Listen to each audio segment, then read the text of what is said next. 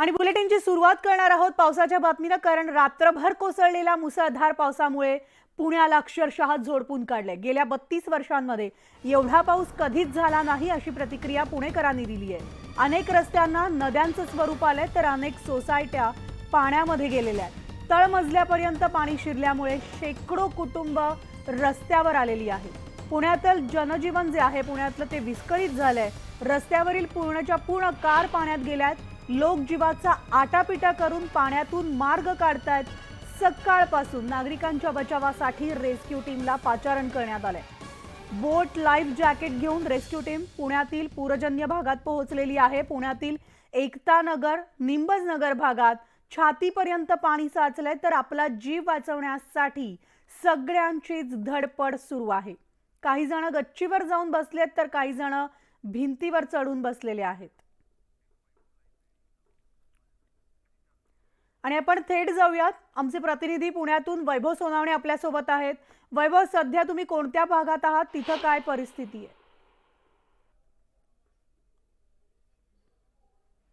म्हणाले आम्ही निंबज नगर मध्ये आहोत। सकाळी इथं 5 ते 6 फूट पाणी जे आहे ते भरलेलं होतं, घरांमध्ये पाणी शिरलेलं होतं निंबज नगरच्या या इमारतींमध्ये। आता धरणातला विसर्ग जो आहे तो कमी करायच्या सूचना दिल्यानंतर पाणी जे आहे ते वेगानं उसरलंय। जवळपास 4.5 फूट पाणी जे आहे ते पाणी इथं भरलेलं होतं। आणि आपण पाहतोय पार्किंग मध्ये आम्ही या निंबज नगरच्या सोसायटीच्या पार्किंग मध्ये आलो आहोत आणि खालची परिस्थिती आपण पाहतोय। घरांमध्ये तळमजल्यावरती पाणी जे आहे ते शिरलेलं आहे। जवळपास पहिला मजला हा पूर्ण पाण्याखाली होता। इथल्या घरांमध्ये जे पाणी शिरलेलं आहे ते पाणी अजून बाहेर निघालेलं नाहीये। अनेकांचं नुकसान झालंय, मालमत्तेचं मोठं नुकसान झालंय। घरातून पाणी जे आहे ते बाहेर ढकलायचा प्रयत्न करतायत लोक। आणि साधारणपणे 12 ते 15 वर्षापूर्वीच्या या सगळ्या इमारती आहेत, मात्र इथं यापूर्वी कधीच पाणी आलेलं नव्हतं। यंदाच्या वर्षी नदीपात्रामध्ये एका पुलाचं काम करण्यात आलं आणि त्यामुळे जे भराव टाकण्यात आले होते त्या भरावामुळे पाणी मोठ्या प्रमाणावर शिरलेलं होतं। अक्षरशः काय परिस्थिती झाली आहे ती। आणि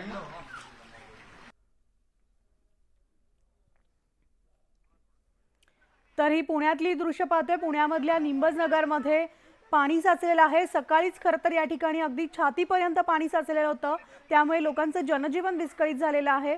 नागरिकांचं तिथलं काय म्हणणं आहे, त्यांची प्रतिक्रिया काय ते देखील पाहूया।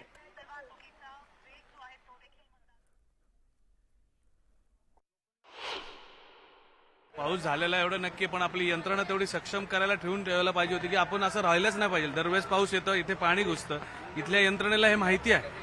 पण जर आपल्याला माहिती झालं असेल की एवढ्या जोरात पाणी सोडतात, तर इथं काय एवढा उशिरा 6-6 वाजता लोक येतात, आपल्याला काढायला उशीर होतोय लोकांना। जवळ 600-700 लोक आहेत अजून। हा पूर स्थितीचाच भाग आहे, पण या भागात साधारणतः 45,000 क्युसेक पाणी सोडल्यावर पूर येतो, पण रात्री 27,000 क्युसेक्सलाच या ठिकाणी पूर आला।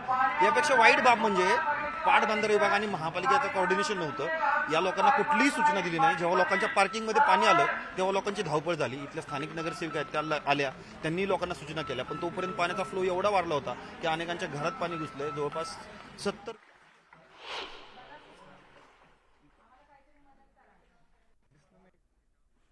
तर नागरिकांच्या घरात पाणी शिरलेलं आहे। निंबज मधली ही दृश्य आहेत। पुण्यामधल्या निंबज नगरमध्ये अतिशय भयानक परिस्थिती पाहायला मिळतेय। पूर परिस्थिती या ठिकाणी निर्माण झालेली आहे। रेस्क्यू टीम दाखल झालेल्या आहेत। नागरिकांना घरातून बाहेर काढून सुरक्षित स्थळी स्थलांतर केलं जात आहे, मात्र पाण्यातनं वाट काढतच नागरिकांना या ठिकाणाहून नेण्यात येत आहे। तर या बोटीच्या सहाय्यानं नागरिकांना सुरक्षित स्थळी हलवण्यात येत आहे। आपण पाहतोय लहान मुलं सुद्धा दृश्यांमध्ये दिसत आहेत। अजूनही या ठिकाणी पाऊस जो आहे तो पाणी ओसरलेलं नाही, किंवा पावसाचा जोर जो आहे तो अजूनही तितकाच आहे। मी पहाटे 3 वाजल्यापासून आहे, त्याच्या आधीपासून पाणी इथे भरतंय। मला इकडच्या लोकांचा फोन आल्यानंतर मी इकडे आले। आता किती लोक अडकलेली आहेत, आणखी किती जणांना रेस्क्यू केलंय काय? एक 500-600 जण तरी अजून इथे अडकलेली आहेत। रेस्क्यू फार जणांना केलेलं नाही, लोक आपापलीच बाहेर निघाली आहेत। एक 3 ते 4 जणांनाच फक्त जे आजारी पेशंट आहेत त्यांना आम्ही बाहेर काढू शकलो।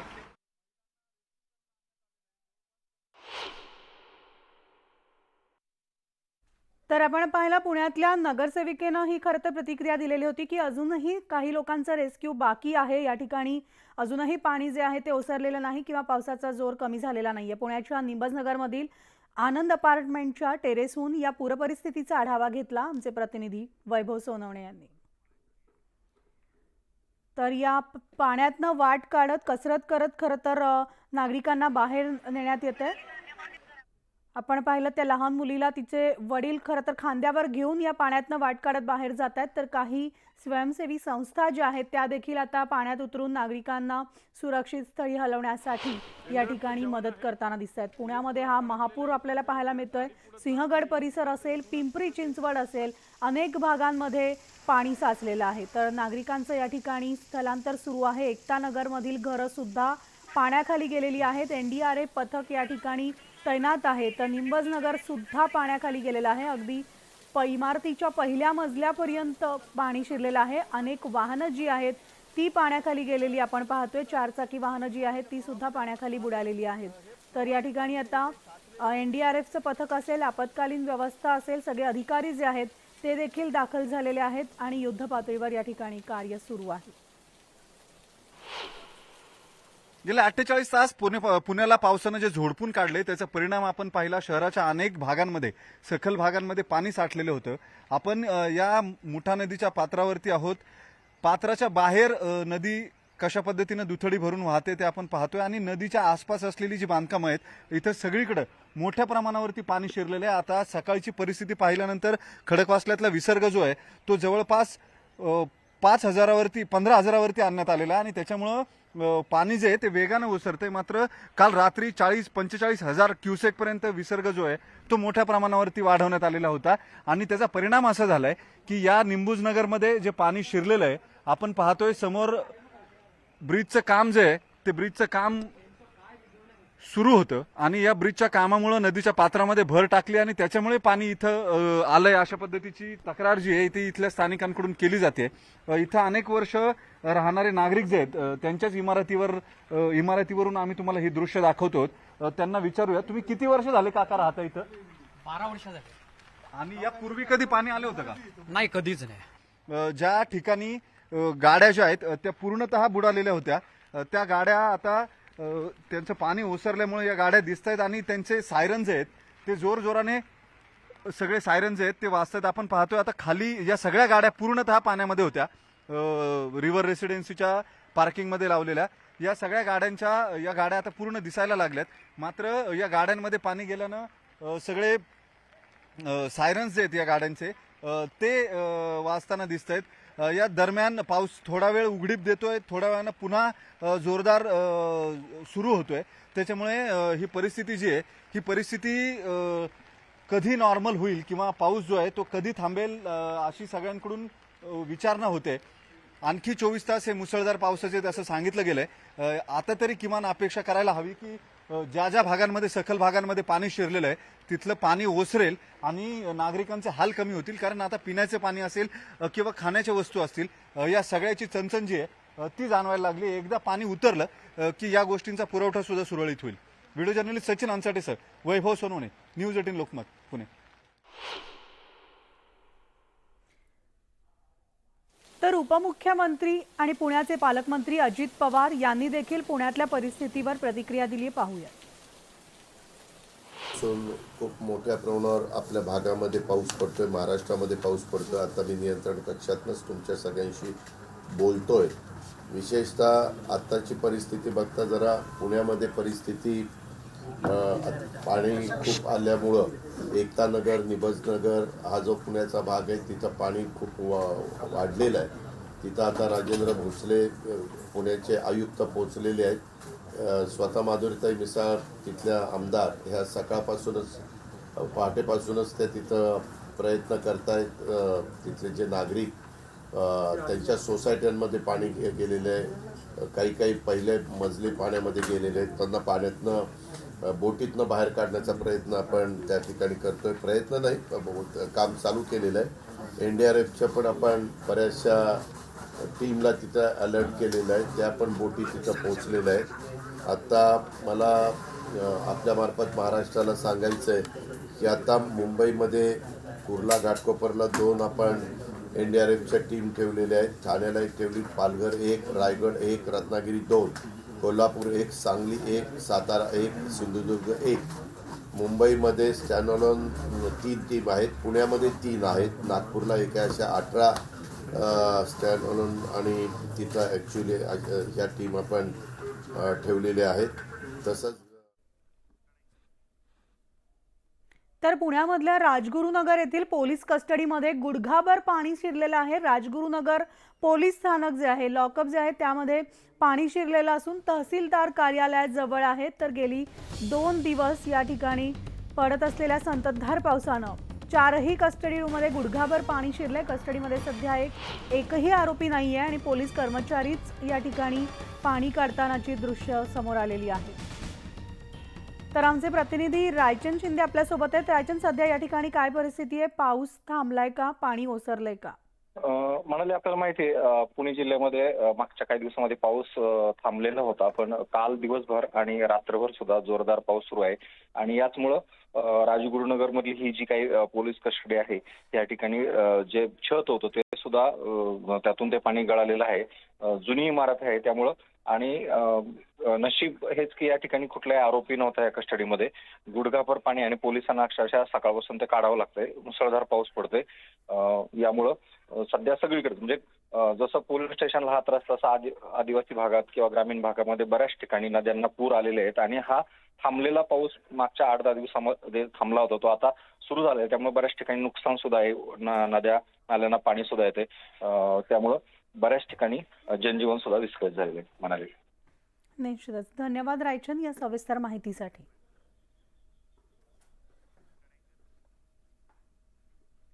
तर पुण्यामधील मुसळधार पावसाचा फटका हा शहरामधल्या ताडीवाला रोड परिसरात राहणाऱ्या नागरिकांना बसलाय. राजरत्न बुद्ध विहाराजवळ राहणाऱ्या नागरिकांच्या घरामध्ये सुद्धा पाणी शिरलंय आणि जवळपास 1.5 ते 2 फुटांपर्यंत घरात पाणी साचल्यामुळे नागरिकांचं जनजीवन विस्कळीत झालंय.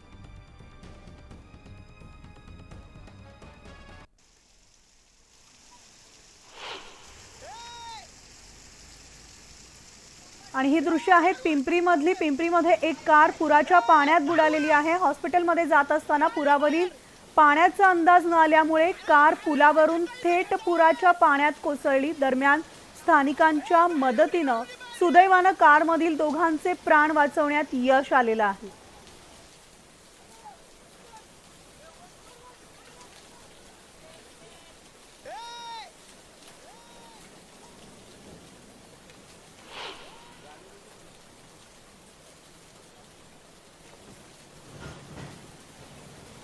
आणि आपण ही 2 दृश्य पाहतोय, एकीकडे पिंपरी चिंचवड मधली आणि दुसरीकडे बोपोडी मधील. बोपोडी पुलाखाली गाडी वाहून गेलेली आहे. गाडी वाहून जातानाची दृश्य व्हिडिओमध्ये कैद झालेली आहेत. तर पिंपरी चिंचवड मध्ये सुद्धा पाण्याचा अंदाज न आल्यामुळे पुराच्या पाण्यात कार वाहून जात होती. मात्र स्थानिकांच्या मदतीनं या कारमधल्या दोघांना वाचवण्यात यश आलेलं आहे. आणि दुसरीकडे बोपोडीमध्ये सुद्धा कार जी आहे ती पुराच्या पाण्यात वाहून गेलेली आहे. तर बोपोडी पुलाखाली ही गाडी वाहून गेलेली असून संपूर्ण पुण्यामध्येच मुसळधार पाऊस आहे. अनेक भागामध्ये पाणी साचलेलं आहे. तर महापूर म्हणता येईल जो पुण्याला सध्या त्याचा फटका बसला आणि त्यामुळे जनजीवन विस्कळीत झालेलं आहे.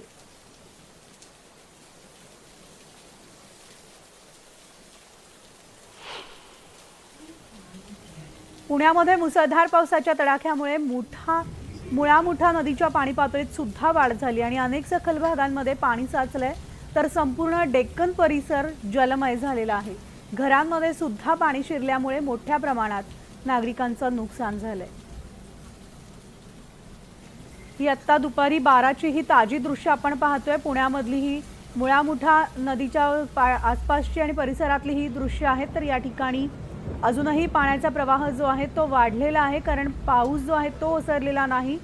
मुसळधार पाऊस पुण्यामध्ये सुरूच आहे आणि त्याचा परिणाम जो आहे तो जनजीवनावर झालेला पाहायला मिळतोय. मुळा-मुठा नदीच्या पाणी पातळीत वाढ झाली आहे, तर अनेक भागांमध्ये पाणी साचलंय. पिंपरी चिंचवडमध्ये देखील काल रात्रीपासूनच मुसळधार पावसानं जोर धरलेला आहे. त्यामुळे आता शहरातील वल्लभनगर इथून तुकाराम नगरकडे जाणाऱ्या अंडरपास रोडवर आणि शिवाय एसटी स्टँडमध्ये सुद्धा पाणी तुंबलेलं आहे. त्यामुळे वाहतूक बंद झाली आहे. तर शहरात पूरस्थिती निर्माण झाल्यामुळे जनजीवन विस्कळीत झालंय.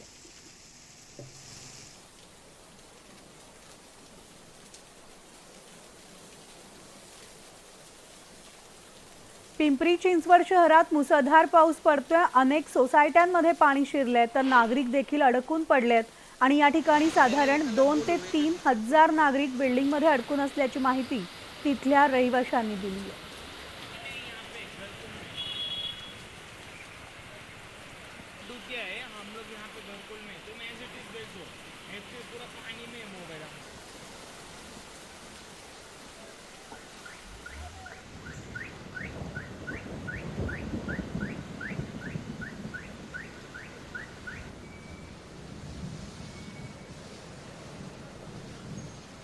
पिंपरी चिंचवड मधली ही दृश्य आहेत सकाळी 9:30 वाजताची.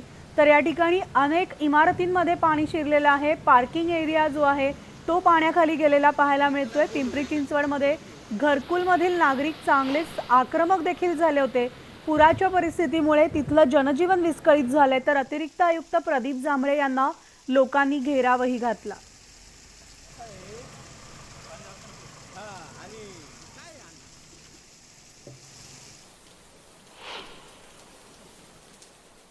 पुण्यामधल्याच कात्रज परिसरात मुसळधार पाऊस कोसळतोय आणि कात्रजमधील पेशवे तलाव पुलावरून पाणी वाहत आहे. त्यामुळे रस्ता जो आहे तो आता वाहतुकीसाठी बंद करण्यात आलेला आहे. कात्रज परिसरामध्ये सध्या मुसळधार पाऊस सुरू असून पेशवे तलावाजवळील पूल पाण्याखाली गेलाय आणि त्यामुळे हा रस्ता वाहतुकीसाठी बंद करण्यात आलेला आहे. नागरिकांना सुद्धा प्रशासनाकडून आवाहन केलं जात आहे की ज्या ठिकाणी पाणी साचलेलं आहे किंवा ज्या भागात मुसळधार पाऊस सुरू आहे तिथल्या नागरिकांनी कृपया घराबाहेर पडू नका आणि प्रशासनाला आपत्कालीन विभागाला सहकार्य करा. तर कात्रज पुलावरचा जो रस्ता आहे तो पाण्याखाली गेल्यामुळे ह्या ठिकाणचा रस्ता वाहतुकीसाठी बंद करण्यात आलेला आहे.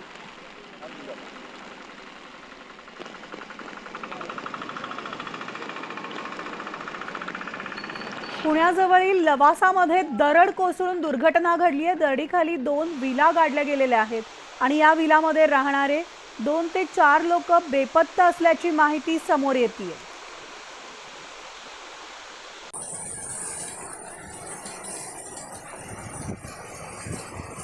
आपण पाहतोय पाण्याचा प्रवाह अधिक आहे आणि त्या पाण्यामधनं सगळी माती सुद्धा वाहून जाताना दिसते या ठिकाणी. तर दरड कोसळल्यामुळे 2 विला ज्या आहेत त्या दरडीखाली गेल्यात आणि 2 ते 4 लोक बेपत्ता असल्याची माहिती समोर येते.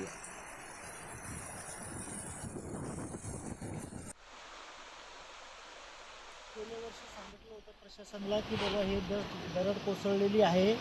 आता ही जेव्हा नोटीस काढली होती, GR काढले होते की बाबा तुम्ही शिफ्ट व्हा दुसरीकडे. आता आम्ही शिफ्ट झाल्याच्या नंतर आता ही ह्या वर्षी पावसाळ्यात सगळं दरड कोसळून घरी गेलेली आहे. घराची पण नुकसान झालेली आहे. कोणी काही लक्ष टाकत नाही आहे.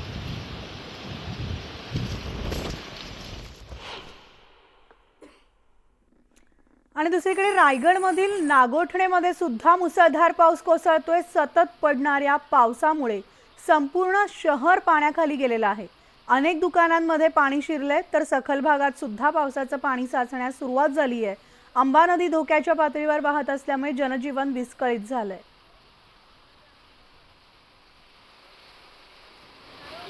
ही आपण दृश्य पाहतोय दुपारी 12 वाजता, म्हणजे आत्ताची ही ताजी दृश्य आहेत नागोठणेमधली. रायगडमधल्या नागोठणे इथं सुद्धा मुसळधार पाऊस सुरू असून सततच्या या पावसामुळे संपूर्ण शहरच पाण्याखाली गेलेलं आहे.